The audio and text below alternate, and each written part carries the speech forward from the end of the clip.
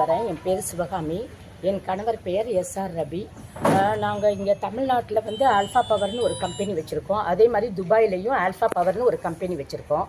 என் கணவர் வந்து 2023 இறக்குறாரு. இறந்தவுடனே நான் குழந்தைங்கள பார்க்குறதுக்காக நான் இங்கே தமிழ்நாட்டிலே தங்கிடுறேன்.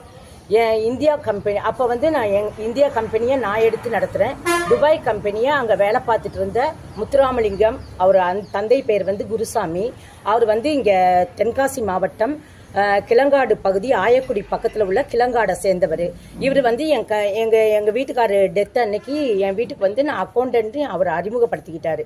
சரி, நாங்கள் இந்த ஃபார்மாலிட்டிஸ்லாம் முடிச்சிடுறோம், நீங்கள் வந்து கம்பெனியை பாருங்கன்னு சொன்னப்போ அதனால் என் பொண்ணு வந்து காலேஜ் செகண்ட் இயர் படிச்சுட்டு இருக்கவங்க துபாய் கம்பெனியை நான் பார்த்துக்கிறேம்மா அப்படின்னு சொல்லிட்டு அவங்க கிளம்பி போகிறாங்க.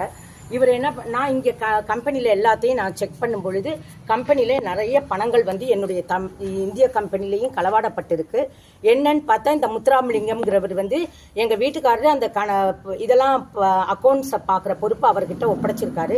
அதில் அவர் வந்து எல்லா ஓரளவுக்கு பணத்தை வந்து களவாடி இருக்கிறது எனக்கு தெரிய வருது. இதை பார்த்துட்டு நான் துபாயில் இருக்கிற என் பொண்ணுக்கிட்ட கண்ணு கேர்ஃபுல்லாக அவரை வேலையிலேருந்து தூக்கிடுமான்னு சொல்கிறேன்.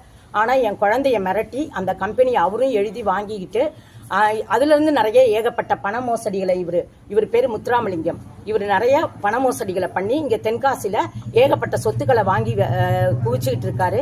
இன்னைக்கு என் பொண்ணை வந்து அவரு தான் மிரட்டி என்னையும் த்ரெட்டன் பண்ணுறாரு. மீதி உள்ள சொத்துக்களையும் பிடுங்க பார்க்குறாரு. அதனால நாங்கள் ரொம்ப இப்போ வறுமையில் இருக்கோம், ரொம்ப கஷ்டப்படுறோம். எப்படியாவது நாங்கள் இன்னைக்கு வந்து உயர்திரு காவல்துறை அதிகாரிகள்கிட்ட நாங்கள் எங்கள் மனுவை சமர்ப்பித்து உள்ளோம்.